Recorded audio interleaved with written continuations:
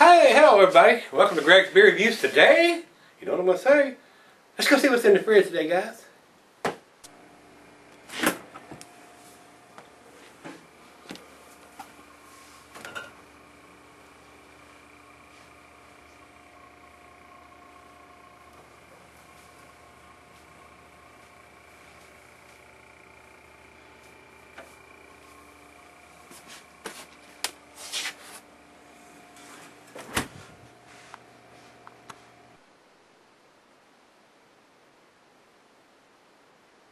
Alright guys, thanks for stopping by. We're going to get rid of the last one of these white birch beers. This is Hop Session Ale from June 2012. Way past its prime, guys.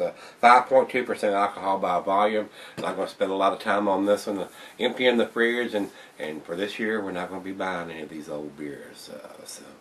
Once we get the fridge emptied of all the old beers, we won't be buying them. If you don't have a legitimate date on the label or something that I can read on the bottle, or I know for a fact that it's this year's edition and it's fresh, I'm not going to buy it. So if it's not dated, you won't see it unless I'm emptying the fridge and getting those out of there, or it's a super big beer at 9 or 10 or 11% that's meant to be or can be cellared. So that's the way it's going to be. 2013 is going to bring some changes to Gregsbeerreviews, guys. Alright. Great beer. This is White Birch Brewing out of New Hampshire, guys. American Amber Red Ale coming in. This says 5.10 here, but I think it's 5.2 on the label here. So availability says year-round here, but this is a spring offering, and it's got that on the date. I've seen these down there, and this is an expensive beer. This has got $9.50 on the label here. I mean, right off the bat, I can tell you before I even take a top off of it, it's not worth that. I guarantee it. I'd bet you $100 bill it's not a $9.50 beer. I'd be super impressed if it was.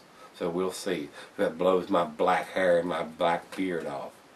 Kind of irritated that it costs that much and it's that low of an ABV, and what I've read and seen already, it doesn't come with that super impressive mark. So we've learned some lessons, you know, when you buy 3 beers and it costs you $20 to $25 for those beers, and none of the 3 are good, or all 3 of them are out of date, and you get burned on that, you remember that. So next time you see one of those beers, you go, nah, I don't even take a second glance at it. Nah, not buying that. So it's bad for the consumer, bad for the retailer, bad for the brewer. So that needs to be curtailed somehow. I don't know how we can get our hands around that problem.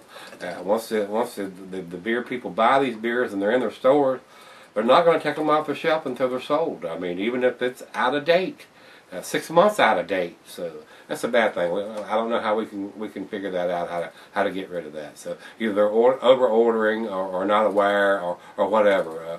I think I mentioned this on the last review. What can we do to bring this to the attention other than just fuss them like I do on the beer reviews?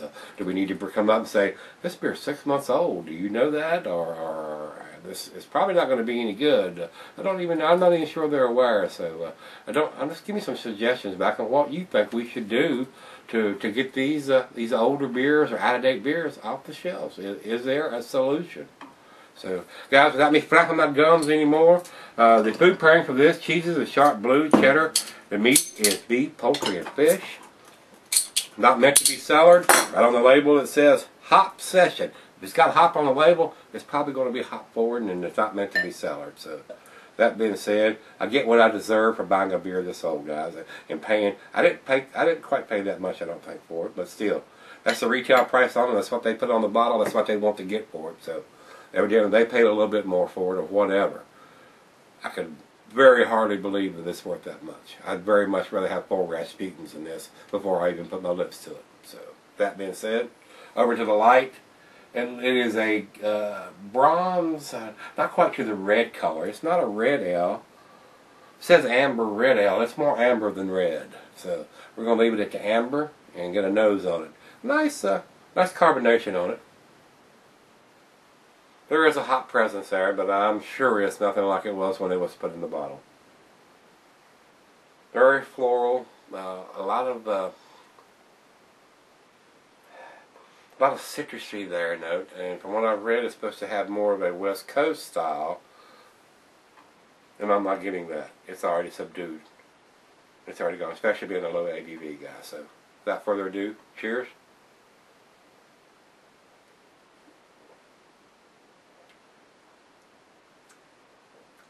Yeah, the hops have faded. There are some hops there, but it is greatly subdued than what it would have been fresh.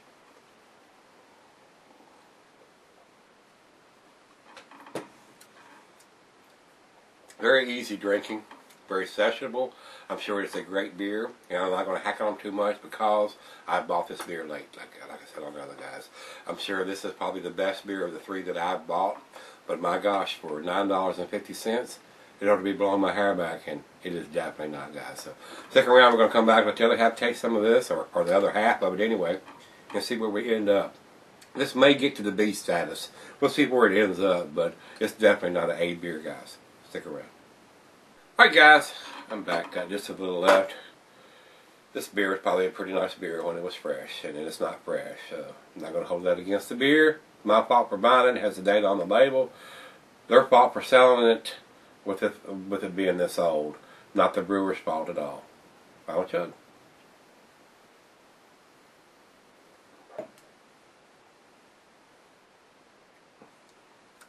The hops have all but basically faded. I'm getting just a slight trace of them, which is pleasant.